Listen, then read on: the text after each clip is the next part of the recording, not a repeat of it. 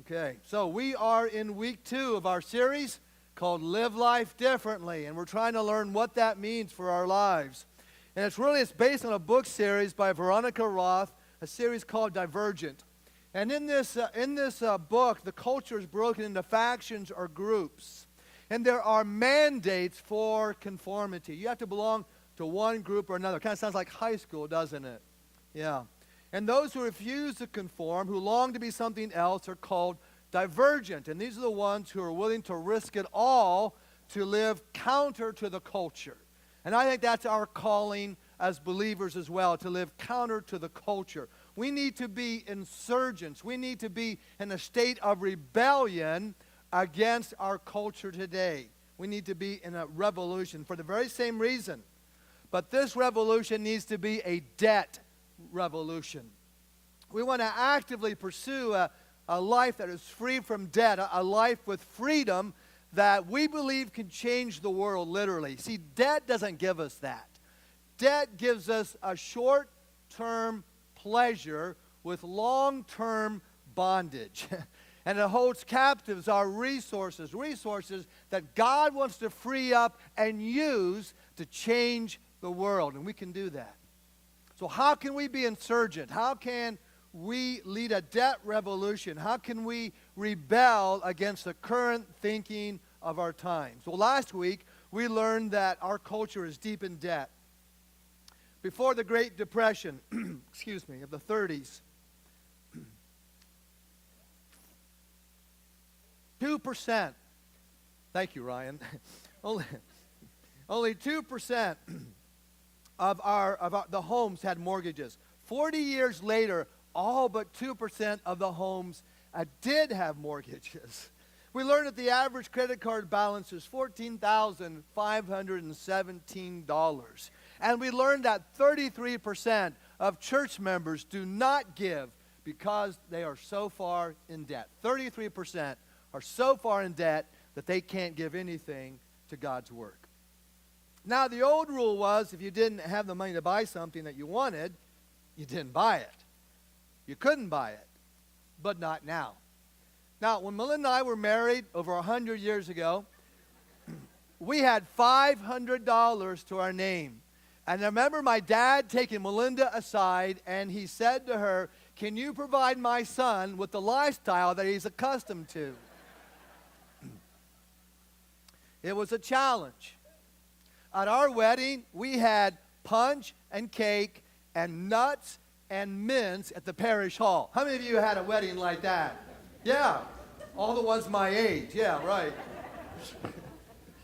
We drove to Boston for our honeymoon, and we stayed not in a nice hotel or at the beach. We stayed in my sister's home, who vacated her house so we could have it alone for a week. Today, the average cost of a wedding, anybody want to guess?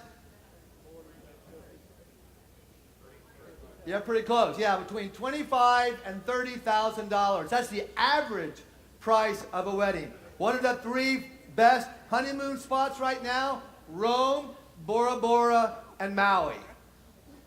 Not staying in your sister's house in Boston. And that's great if you can afford it. That's wonderful. But how many of us have to go in debt to do that? See, today we have this entitlement mindset. You know what I'm talking about? We deserve to have what we want. And at a young age, we believe that we're entitled to live in the same house and drive the same car and take the same vacations that people who have been working all of their lives to earn them. I don't know if you've been following Detroit, but in Detroit, they're shutting off the water to homes that aren't paying their water bills. And people think this is unfair. They're holding up signs that say water is a basic human right. Well, it's certainly a basic human need. I mean, you got to have water. What happens? You die, right? And we have a fundamental right to speech and free thought and freedom from enslavement and torture. We all agree upon that. But does that include free water? Or is that an entitlement? What do you think? See, I'm not sure we struggle with this. What's a right and what's an entitlement? But what does the Bible teach us? Well, we've been learning the last couple of weeks that it has a lot to say about money. In fact, some 800 verses in the Bible address this issue. And last week, we saw that Jesus warned us that we can't have two competing masters in our life, wealth and God. It's a choice. You have to choose. You can't have both of them be Lord of your life. And we saw where the Apostle Paul warned us that money literally has, the love of money literally has the power to kill our spiritual lives. And the writer of Proverbs has a lot of very practical things. And I hope today's sermon, eventually we're going to get to the practical part. In chapter 13, excuse me, I'm still getting over this crud. Anybody else have this? Yeah, you don't want to kiss me. Okay, a couple of us do. My wife hasn't kissed me in 2 weeks. Lonely. In chapter 13, verse 7, the writer of Proverbs says this: some pretend to be rich, yet have nothing. And others pretend to be poor, but have great wealth. See, I have known people, and I bet you do too, who have great wealth, but drive around in old cars and live in the same house all of their lives. Two great examples, Sam Walton and Warren Buffett, both of them sort of like that. And then we know folks who have all the toys and who have all the whistles of an affluent life and yet have massive debt just so they can look like they do. So there are three kinds of people. There are the haves, the have-nots, and those who have not yet paid for it. Which are we going to be? So, how do we as people of faith get out of this? Well, we need to stop pretending, first of all. We just need to be the people that we are. Just, folks, embrace it and be glad for it. You know, God has given us our lives. Let's live them as he has. Now, this requires self-control. Galatians 5, verse 22 says that one of the fruits of the Spirit is self-control. Now, it's difficult. Self-control is difficult. You have to work at it, as Jason already said. Anybody who's ever tried to change a bad habit knows how difficult that it is. Anybody who's ever tried to lose weight and go on a diet knows how difficult that self-control is. Proverbs 25, verse 28 says, like a city breached without walls is one who lacks self-control. Okay, what does that mean? Well, a more contemporary version says, a person without self-control is like a house with its doors and its windows knocked out. Did you know that in the year 1700, that 4 million out of Britain's 5 million people lived in abject poverty? 4 million out of 5 million, the population. They literally lived day to day. Now, when John Wesley and the Methodist revival began, it changed their economic status. The revival created England's very first middle class and avoided the bloody revolution that crippled France. Now, how did they do that? Well, the Methodists began by organizing into small groups. All their new converts got into small groups where they confessed their sins one to another, and they prayed for each other to exercise and to learn self-control. And through that, they were able to give up bad habits that were contributing to their poverty.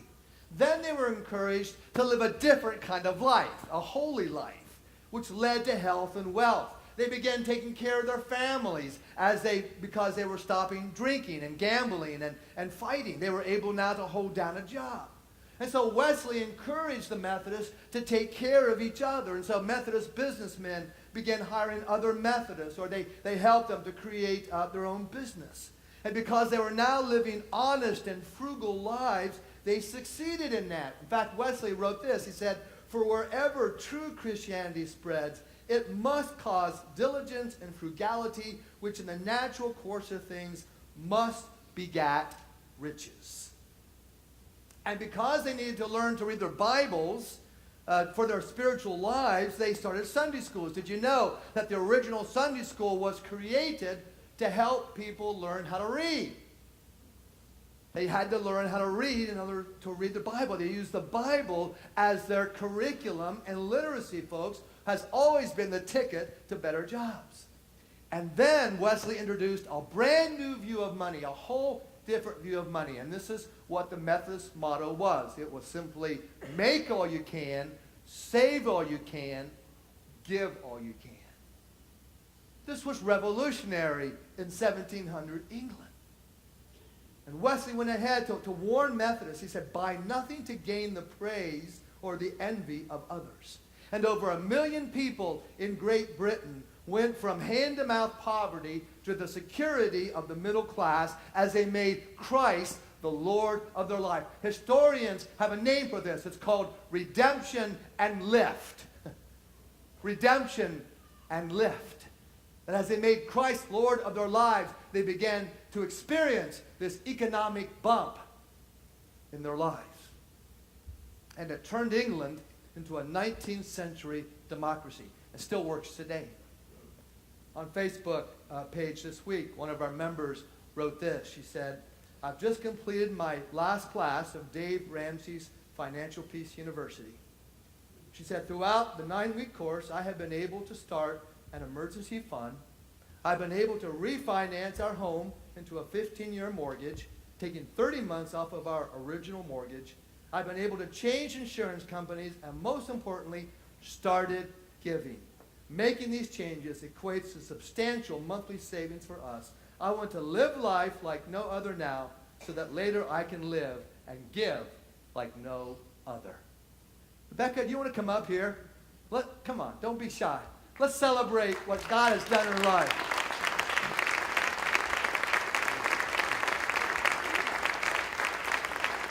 You can live life differently now. Amen. Congratulations. God bless. In fact, how many of you are financial peace grads? How many? Would you just stand? How many financial peace? Stand up if you're a financial peace grad. Why don't you guys all come down? Let's give out T-shirts. Vic and Sue. By the way, Vic and Sue, I didn't say this in my message, but she loves you guys, right? She posted it on Facebook. Would you guys just come up and get your T-shirts and then head on back? Folks, we can change the world through self-control.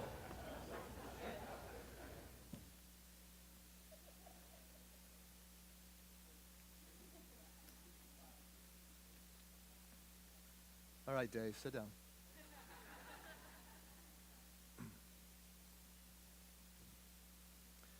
Now, along with self-control, we also need the value of patience. Anybody ever gone grocery shopping with a 5-year-old? Isn't that a lot of fun? Yeah. Everything they see, they want, and they want it when? They want it now. Yeah, sometimes we need to be able to say no now so we can say yes for the rest of our lives. You know, I read the other day that somebody said that women will nickel and dime you to death, but that men will kill you with one great big ticket item, you know. We have to figure out the difference, you know, between our wants and our needs. Now, back in the 70s, there was this credit card slogan that was like, take the weight out of wanting. Take the weight out of wanting. I mean, what a stupid piece of advice. Follow that, and you're going to be enslaved to that little piece of plastic. We need to start an insurgency and say no to that advice. And then, the next value we need, self-control, patience, we need sacrifice. We need sacrifice. We have to give up something we love for something that we love more. Last Sunday, after the 8:30 service, a young couple with a baby came up to me. And they thanked me for the message. They said, this is so relevant to where we are right now. In fact, this past week, they were going to make the decision whether or not she would continue to work or whether she would stay home. Big financial change, big financial challenge, important decision. I remember years ago, Melinda and I made that decision when we started having our kids. And it meant cutting back on a lot of things. It meant driving one car. It meant having vacations with my parents. Yeah, that was a lot of fun. But we gave up something we loved for something we loved even more. I was so enheartened. A friend told a story about his daughter, who's now in college at Ohio State. She started working at Bob Evans as a waitress when she was 16 to start earning money for college.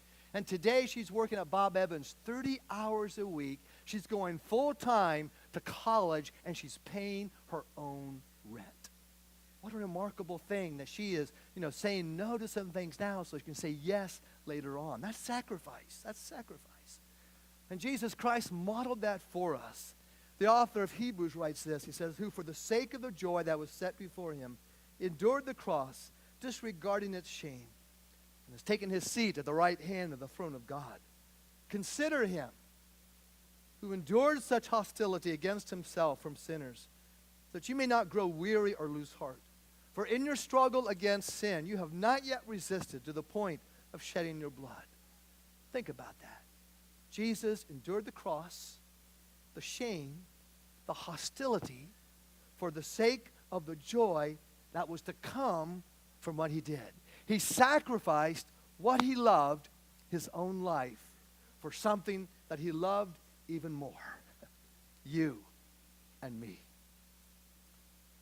Let's put this up on the screen. Last week we learned that the average credit card debt was $14,517. At an 18% interest rate and a payment of $217.93 a month, it will take you 40 years to pay off that credit card. Your total payment would be $104,606.40. Now, if you turn that around and you took that $14,517 at 12%, which would be really good right now, for 40 years, that would earn you $1,350,820. If you invest that $14,517 and added $217.93 per month at 12% for 40 years, you'd have $3.5 million. So let me ask you a question. Would you rather give the bank $104,000, or would you rather have $3.5 million to do a lot of good in this world? What if instead of acting like everybody else, you acted like an insurgent, exercised self-control, sacrifice, and patience, and then began working for God with the results of your new wealth? Lastly, we need to embrace the value of savings. The value of savings. Proverbs 13:11 says that wealth hastily gotten will dwindle, but those who gather little by little will increase it. I remember growing up, I had a friend whose family, good, hard-working, blue-collar family, working in the energy industry. And one day the market for what he had to sell skyrocketed. And suddenly this family, they were millionaires. They built a new, beautiful home. They had sports cars and luxury cars in their driveway. They were taking regular trips out to Las Vegas. And then, just a few years later, before I even finished high school, the market had dropped out. They hadn't put anything away, and they lost it all. Proverbs says the secret to wealth is little by little. So I want to get real practical at the end of this message. I want to share with you today Dave Ramsey's little baby steps. Now, some of you have done this all of your life. You can sit back and take a nap. I'll wake you up when we get to the end. Oh, I see some of you have already started. Okay, that's fine. No problem. Those of you who are financial peace grads, this is going to be review. But for the rest of you, I want you to listen up because this can change your life. So here they are, 7 baby steps. Number 1, save up an emergency fund of $1,000. You should have one. Why? Because life happens, doesn't it? Life happens, and things you didn't plan on will happen. Think about loss of a job, or an unexpected pregnancy, or suddenly the transmission in your car needs to be replaced. It's not a matter of if these events will happen, it's a matter of when they will happen. So save up an emergency fund of $1,000. Baby step number 2, pay off all debt using the debt snowball plan. This is how I did it a few years ago. You list all of your debt except your house payment, starting with the smallest one first. And then I took the minimum payment of $50. I cut back my living expenses, and I found another $50. And so I made double payments until it was finally paid off. Then I went to the next lowest credit card, and the minimum payment was $100. But now I had $50 from that last debt and $50 from the cut in living expenses. And so I was, again, able to pay $200 a month on this one. And once I paid that off, I went to the next one, but now I had $200 to add to the monthly payments. You see how it just begins to snowball? And I kept that up until finally I was debt-free. Baby step number 3. Put 3 to 6 months of expenses into savings. You see, the first 2 steps, you're really getting some great momentum now. But now you need to build a serious emergency fund by saving 3 to 6 months on expenses. Use the money that you were spending to pay off your debt and begin socking that away. Baby step number 4. you need to begin to invest. You need to invest 15% of your household income into a Roth IRA or pre-retirement tax. Now, maybe you can't do 15%. Start where you are, and every year work up 1% until you hit at least 15%. By the time you're my age, you should be doing a lot more than that. See, there are two ways to make money. The first is people making money. And so that's why when I was getting ready to get married, I went and I found a speech pathologist because I figured, if this preaching gig fails, we still have some income. So I married somebody who could make some income. So make sure you marry somebody that either has a job or has potential to make money. But the second way to make money is to allow your money to make money. Folks, if you start investing early, it's amazing how much money will make for you. It's called the magic of compound interest. And if you invest just $1 a day at 12% interest, you'll be a millionaire in 50 years. That's how you build wealth. Baby step number 5. Now you're free to start planning for college for yourself or for your kids or for your grandkids. Baby step number 6. Now you can start working to pay off your house early. That's where Melinda and I are right now. We're working to pay off our house. And then baby step number 7, once you have done that, you have a place to build wealth and to give like you never have before. You can begin planning to leave an inheritance for future generations, or you can start blessing others with the excess that you have. And this is really what stewardship is all about. Every year about this time, we devote 3 Sundays a year to talk about it because it is so important. But it's important not just so that the church can have some kind of a budget or a balanced budget. Our real goal is to develop disciples who are generous. You see, God has blessed each and every one of us with time and talent and treasure. And God expects you and me to be generous with those gifts so that we can be a blessing to others. Anderson Hills United Methodist Church wants to be a blessing to our community. We're putting together a plan in 2015 in a big way. We know that there are 51,000 people without a church home within 6 miles of this building. And we want to invite as many of those people as we can to be a part of our church family here. Not so we can be a big church, but so they can know Jesus like we know Jesus.